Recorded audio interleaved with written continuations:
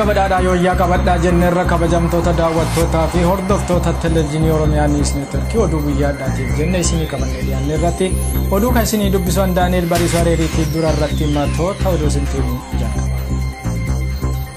Itoophiyaa humna ibsaa hidha laga Abbayyaa irraa maddu rakkoo Itoophiyaa keessaa ta'uu hin furin biyyoota ollaatti gurgurachuu fi qophii xumuruusii dhagahameera. Wayyaaneen basaastota isii daraan leenjistee bobbaasaa akka jirtullee himameera. Baaletti jala deemtonni mootummaa wayyaanee uummata doorsisaa akka jiran dhagahameera. Waldaan ogeessota seera Oromoo idil addunyaa walgahii isaa geggeeffatee jira kan jedhan matoota oduu irratti amma oduu bal'inaa isin dhageessa. Itoophiyaa humna ibsaa hidha laga Abbayyaa irraa maddu rakkoo Itoophiyaa keessaa ta'uu hin furin biyyoota ollaatti gurgurachuu fi qophiin xumuruusii himameera. Uummanni Itoophiyaa persentaan 90 olii rakkoo humna ibsaa akka qabullee himameera. Abdul Salaam Suutee dabalataa oduu kana akka armaan gadiitti qindeesseera. Uummanni Itoophiyaa dhibbeentaa 30 humna ibsaa elektiriikaa kan argachaa hin jirre ta'uun isaanii ibsamee jira. Hidha guddicha laga Mormor irratti mootummaan wayyaanee ijaaraa jirtu uummata Itoophiyaa kan fayyaduuf hin jiraanne ta'uun isaallee gabaafamee jira.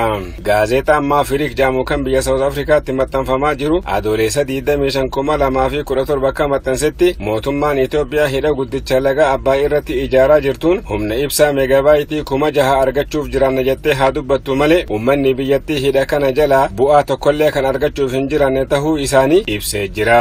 Uummanni Itoophiyaa dhibbeentaa 70 baadiyyaa keessatti kan jiraachaa jiran yommuu ta'u mootummaan kun humna ibsaatiin isaan tajaajiluuf karoora baafate tokkollee kan hin qabne ta'uu isaa gaazexaan kun saaxilee jira. Akka ibsa gaazexaa kana irraa hubachuun danda'ametti uummanni Itoophiyaa dhibbeentaa 90 qoraanii fi dikee looniitiin nyaata bilcheeffachaa kan jiran ta'uu ibsee kuni dhukkuba garaagaraa fi dhumaatii onneetiif kan isaan saaxilaa jiru ta'uu dhaabbata fayyaa addunyaa wabeeffachuun gabaasee jira. Bakka uummanni biyyattii dhibbeentaa 30 humna ibsaa argachaa hin jirretti mootummaan kun humna ibsaa bishaan laga Abbayyaa kana jalaa ni arganna jedhee abdachaa jiru biyyoota akka Jabuutii, Kiiniyaa, Ruwaandaa, Suudaanii fi Taanzaaniyaatti gurgurachuuf kan waliigaltee mallatteessee jiru ta'uu isaa gaazexaan kun eeree jira. Akkuma beekamu murni mootummaa wayyaaneen durfamu kun laga Abbayyaa kana irratti hidha guddaa kana raawwataa jiraachuudhaan walqabatee uummata naannoo Baneeshanqol kumaatamaan lakkaa'aman lafa isaanii irraa buqqaasuudhaan hiyyummaa fi jiruu baqaatiif kan isaan saaxilee jiru ta'uun hubatamaadha. Gara kaaniin hidha laga Mormor irratti mootummaan wayyaaneen raawwatamaa jiru kun wayita xumuramutti bishaan biyya Ijiptii dhaqu dhibbeentaa 25 kan irraa hir'isuuf jiraatu ta'uun eeramee jira. Bishaan laga Abbayyaa kun dhibbeentaa 90 lafa warra Baneeshanqol irratti haa kuufamanii malee dhibbeentaa 60 lafa warra Amaaraa keessaa kan burqu yommuu ta'u dhibbeentaa 40 lafa Oromiyaa keessaa kan burquu fi biyyee gaarii lafa Oromiyaa fuudhee biyyoota akka Suudaanii fi Masrii kan ittiin misoomsaa jiru ta'uun laga kana hubatamaadha. Wayyaaneen basaastota isii daraan leenjistee akka bobbaaste himameera. Namoonni hojii basaasummaa kanarratti bobba'anii jiran namoota dandeettii barumsatti hin qabnee fi sabboontota hin ta'in jedhamee jira. Boona Alii dabalataa oduu kana qindeesseera. Wayyaaneen basaastota leenjiftee gara qeerroowwan sabboontota Oromootti bobbaaftee jiraachuun beekamee jira. Basaastota kanneen keessaa namoonni muuxannoo hojii basaastummaa yeroo dheeraatiin dargaggootaa fi sabboontota Oromoo qarshii xiqqoof jecha diinatti laachaa turanis jiraachuun baramee jira. Basaastota dhiyeenya kana hojii kanarratti bobbahanii ilmaan Oromoo harka wayyaaneetti dabarsanii kennaa jiran keessaa dargaggoonni Ayyalee yookaan Tashaalee Faajjii Galataa jedhamuun beekamu basaastota keessaa ijoo ta'uun isaa beekamee jira. Dargaggoon hiddi dhaloota isaa lixa Oromiyaa Horroo Guduruu Wallaggaa Aanaa Jimmaa Gannat ta'e kun yeroo ammaa kana hojii basaastummaa kana daran cimsee itti fufuudhaan dargaggoota naannoo sanaa doorsisaa jiraachuu maddi oduu qeerroo kun addeessee jira. Namni kun barnoota kutaa 10 xumuruudhaan sababa qabxiin jalaa hafeen kolleejjii waggaa 2 erga barateen booda qormaata ga'umsaa COC jedhamuun beekamu milkaa'uu kan dadhabe dargaggoon kun hojii basaastummaa irratti bobba'uudhaan uummata baadiyyaa fi magaalatti nama isaa diinatti gurguratee jiraachuu filateedha. Akkasumas yeroo ammaa kana dabballee oppodiyoo amanamaa ta'uudhaan leenjii basaastummaa garaagaraa fudhachaa kan jiru yommuu ta'u dargaggoo kanaaf kanaan dura gorsinii fi of eeggannoon adda addaa qeerroodhaan laatamaa fi kan ture ta'us ibsanii jiru. Basaastonni lakkoofsaan baay'ee ta'an jala deemtota wayyaaneetiin leenjifamanii uummata keessa gallakkifamanii jiru. Yeroo ammaa kana basaastonni leenjifamanii baay'inaan gallakkifamuun kun barattoonni yuunivarsiitii irraa boqonnaaf galanii maatii bira jiran sochii hawaasa keessatti isaan godhan hordofu guutuu fi sababa hin taaneen sabboontota Oromoo mana hidhaatti guuruuf akka ta'e maddii oduu qeerroo naannawaa Oromiyaa News Networkiif gabaasee jira. Baaletti jala deemtonni mootummaa wayyaanee uummata doorsisaa akka jiran himamee jira. Doorsisi kun illee sababa daballee gibiraatiin wal qabatee maqaa hubannoo uumuutiin akka ta'e illee himamee jira. Toleeraa Agaattuu dabalata oduu kana qopheeffate. Godina Baalee aanaa Gasaraatti tilmaama guyyaa galii jechuun walga'iin taa'amaa oolee jira. Hubannoo hojjettoota mootummaadhaaf tilmaama galii guyyaa irratti kennuu yaada jedhuun guyyaa irraa walga'iin geggeeffamaa kan oole yoo ta'u, itti gaafatamaa ijaarsaaf siyaasa baadiyyaa aanichaa kan ta'e obbo Abdul Barii Ibrahim hojjettoota walitti qabee doorsisaa oolee jira. Akka maddeen keenya aanichaa gabaasanitti hojjettoonni waajjiraalee mootummaa keessa hojjetan hundi uummata tajaajila barbaacha isaan bira dhufu akka hubannoo kennaniif yookaan amansiisaniif dirqamni itti kenname. Kanarraa kan ka'e jala kaattonni mootummaa wayyaanee ajaja gooftoliin isaanii itti kennan kana bakkaan ga'uuf uummata tajaajila barbaacha gara waajjiraalee isaanii deemu gibira isinitti murtaa'e kaffalachaa gabaa keessanis bitaaf gurgurachaa mirga keessan falmadhaa malee tajaajila dhaabuu hin qabdan jechuun olola adda addaa irratti bobba'aa ooluun dhaga'amee jira.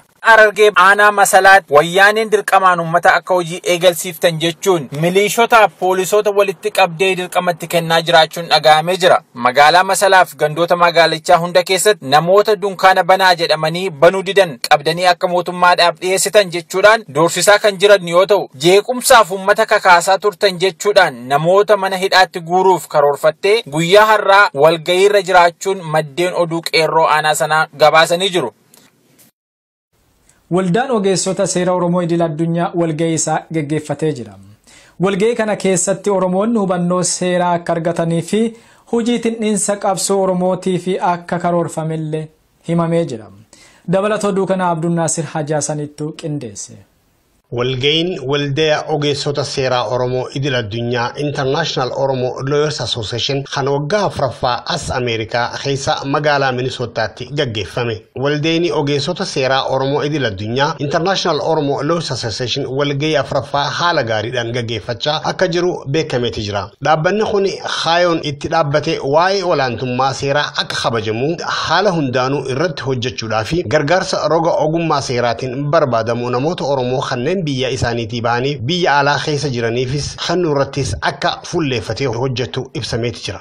Dhaabbanni ogeessota seera Oromoo idil addunyaa bara 2014 Washington DC keessatti heeraa fi seera Ameerikaatiin haala dhaabbata miti mootummaatiin garummaa siyaasaa hamirraahu bilisa ta'ee akka hundeeffame beekameeti jira. Akka kaayoo waldaa kanaattis kabajamuu olaantummaa seeraatii fi duudhaawwan dimokiraasii akka guutumaan guututti kabajamuuf carraaqqii hanga hin qabne gochuu fi mirgi namoomaa ilma namaa biyya Itoophiyaa keessa jiranii fi kanneen biyya alaa jiranis akka kabajamuuf hojjechuun akka ta'es ibsi pirezidantii waldaa kana obbo Geetaachoo Tujubaa Wayyeessaarraa argame addeesseeti jira. Kana malees waldaan ogeessota seera Oromoo idil addunyaa kuni waa'ee adeemsa seeraa akkaataa Oromoonni itti jiranii fi odeeffannoo waa'ee isaanii hunda walitti gurmeessee uummataaf dhiyeessuu irrattis akka haalaan hojjetu ibsameeti jira. Akka dhaabbata idil addunyaatti dhaabbattoota waa'ee seeraa fi waa'ee mirga dhala namummaa irratti hojjetanii waliin hariiroo cimaa akka qabachuuf hojjechaa jiranis akka fakkeenyaattis dhaabbata eegumsa mirga dhala namummaa gaanfa Afrikaa Human Rights waliin waliigaluu isaanii